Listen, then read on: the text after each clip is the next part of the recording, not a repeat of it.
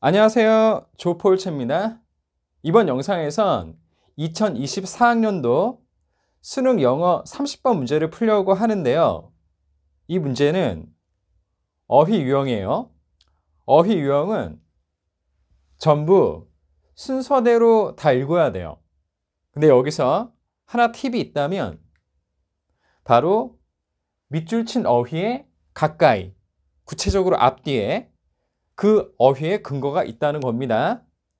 자, 그러면 풀이 시작할게요. 바자르로 시작하는데요. 이 단어는 시장이란 뜻이에요. 시장 경제가 특징으로 합니다. 뭘 특징으로 하냐면요. 겉보기에 유연한 가격을 설정하는 메커니즘, 기제를 특징으로 한대요. 근데 그 가격을 설정하는 기제는 어떻게 되어 있냐면 공유된 문화의 지속적인, 보다 지속적인 연결 위에 놓여져 있는 거네요. 자, 여기서 공유된 문화의 관계라는 표현 주의하죠. 그냥 이루어지는 게 아니라 같은 문화권에 사는 사람들이 서로 연결해서 이루어지는 거래라는 거네요. 자, 다음 문장 보면요. 구매자와 판매자 둘 다 알고 있는데요. 서로의 제약을 알고 있대요. 이 상황은 어떤 상황이에요? 같은 문화권에 있는 사람들이 물건을 사고 파는, 거래를 하는 상황이죠. 그렇다면 같은 문화권에 있으니까 서로에 대해서 잘 알 거 아니에요. 그리고 가격을 정한다는 건 사는 사람은 싸게 살려고 하고, 그리고 파는 사람은 조금이라도 비싸게 팔려고 하니까 서로의 사정을 잘 알고 있다는 게 제한이 되겠죠. 가격을 설정하는 기제, 그리고 시장에서의 경제, 그리고 여기에서 공유된 문화권에서 서로 연결되어 있는 사람들이 이런 거래를 한다는 게 바로 1번의 근거가 되겠네요. 1번은 그 거래 상황상, 그리고 같은 문화권에 사는 사람들이 사고 파는 행위를 하는 거니까 맞는 단어네요. 이렇게 우리가 앞부분에서 거래를 하는 상황을 살펴봤어요. 그리고 이 문장에서 restrictions가 맞게 쓰였다는 것도 확인을 했습니다. 자, 그러면 다음으로 갈게요. 델리의 바자에서, 그러니까 델리의 시장에서, 델리의 시장은 이렇게 생겼네요. 그냥 전통시장이라고 생각하면 됩니다. 이런 시장에서 구매자와 판매자가 산정할 수 있어요. 여기서 산정하다는 건 뭔가를 정하는 거죠, 함께. To a large extent, 되게 많은 정도로 그렇게 정하는데 재정적인 제약을요. 근데 그 재정적인 제약은 다른 행위자가 자신의 일상에서 갖고 있는 제약이라고 하네요. 그러니까 그냥 가격을 정하는 게 아니고요. 나의 일상생활에서 내가 돈을 얼마나 갖고 있고 또 얼마나 필요한지를 다 따져 본다는 거죠. 그게 바로 assess the financial constraints입니다. 각각의 행위자는요, 특정 경제 계층에 속한 행위자인데 이 행위자가 알고 있대요. 뭘 아냐면 다른 행위자가 필수품과 사치품으로 보는 것을 알고 있다고 합니다. 자, 여기에서 앞에 나왔던 shared culture가 또 나왔죠. 표현은 다르지만 같은 내용입니다. 결국 같은 문화권, 같은 경제적인 상황에 속한 사람이 거래를 하는 거잖아요.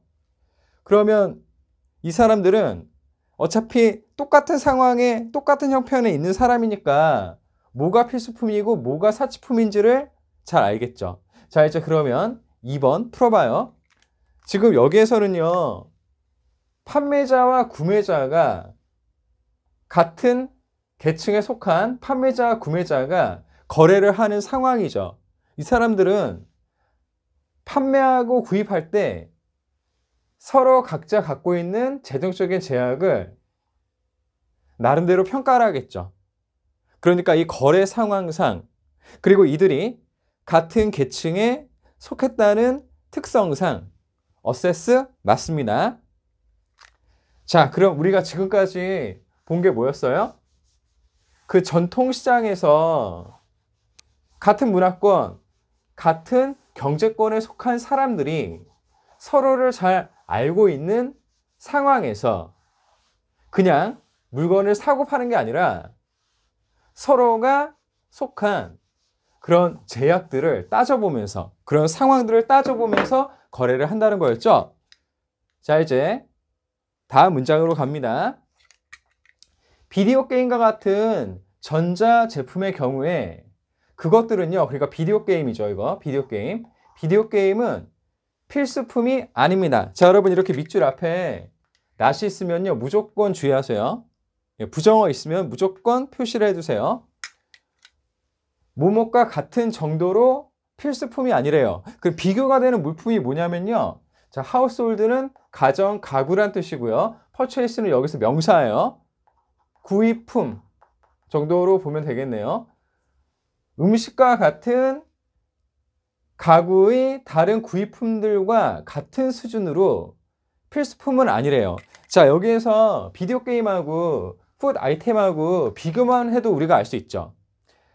음식은 안 먹으면 죽잖아요. 그러니까 이거 필수품이죠. 하지만 비디오 게임은 비디오 게임을 하지 않는다고 해서 죽거나 뭐 힘든 건 아니죠. 아, 뭐 힘들 수는 있겠다. 그렇지만 음식만큼 필수는 아니죠. 그러니까 이 문장에서 비교가 되는 푸드 아이템은 necessity, 필수품 맞는데요. 근데 비디오 게임은 필수품이 아닌 거죠. 그러니까 이 not 때문에 necessity는 맞네요. 예. 이렇게 맞게 쓰였습니다. 자, 지금 서로 같은 상황에 속해 있는 사람들이 개인적인 그런 재정적인 제약들을 고려하면서 거래를 하는데, 구체적으로 비디오 게임이라고 하는 사치품이 나왔네요. 자, 이제 다음 문장이요.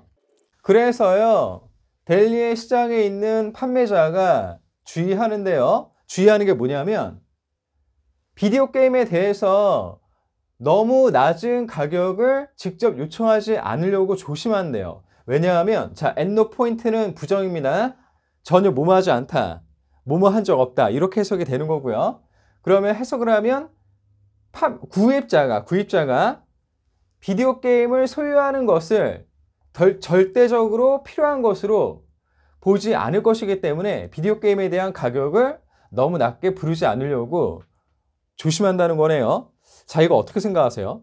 비디오 게임은 없어도 돼요. 비디오 게임은 사치품입니다. 이거 없어도 돼요.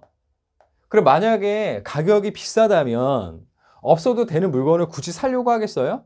아니죠. 없어도 되는 물건을 사려고 하면 가격 경쟁력이 있어야 되잖아요. 가격이 낮아야 되잖아요. 그러니까 비디오 게임이 이 사람들한테 꼭 필요한 거 아니다라는 걸 알고 있다면 그래도 하나라도 더 팔기 위해선 가격을 낮게 부르려고 하겠죠. 그렇게 보면 로우가 맞을 것 같은데 여기서 뭘 봐야 됩니까? not을 봐야 되는 거죠. not에 연결되는 말이 나와야 되는 거죠. 그러면 not low가 아니네요. not high가 돼야죠. 너무 높게 부르지 않으려고 조심을 한다는 거죠. 그러니까 답은 4번이네요. 자, 우리가 내용 정리를 해볼게요.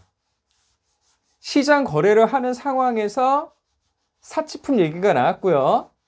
그 사치품으로 지금 비디오 게임이 언급이 됐습니다. 근데 비디오 게임을 팔려고 하면 가격을 낮게 부르는 게, 낮게 제시하는 게 하나라도 더 팔 가능성을 높이겠죠. 왜냐하면 비디오 게임은 필수품이 아니어서 없어도 되는 물건이니까 가격이라도 싸야 이거 싸니까 한번 사볼까?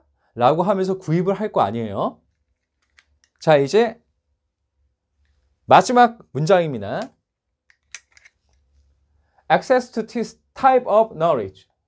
이러한 유형의 지식에 접근하는 게, 자, 컨센서스는 합의죠, 합의. 가격에 대한 합의를 세웁니다. 뭐 세우다, 설립하다. 가격에 대해서 합의를 하게 되는데요. 여기 relate to는 이해하다로 보세요. 각자의 선호와 제한을 이해함으로써 가격에 합의를 한대요. 근데 그 제한은요, 뭐냐면 비슷한 문화적, 경제적 세계. 세계에 속한 것에 제한이네요. 자, 지금 우리가 내용을 어떻게 봤어요? 여기에 등장하는 판매자, 구매자는 어떤 상황에 처해 있습니까? 서로 같은 문화권, 그리고 같은 경제적 계층에 속한 사람이라고 그랬죠. 그렇기 때문에 서로에 대해서 잘 알잖아요. 서로에 대해서 잘 아니까 속여서 팔 수가 없는 거예요. 그리고 속여서 살 수도 없는 거죠. 서로에 대해서 잘 아니까. 그래서 이 글의 내용을 쭉 보면은 이 시장에 등장하는 판매자, 구매자는 모두 같은 상황에 처해 있죠? 그러니까 similar 맞죠? similar 맞습니다. 네. 자, 이 문제 어떻게 풀었어요? 처음부터 그냥 순서대로 쭉 갔죠. 가면서 내용을 계속 우리가 정리를 했죠. 그러니까 풀리죠? 예.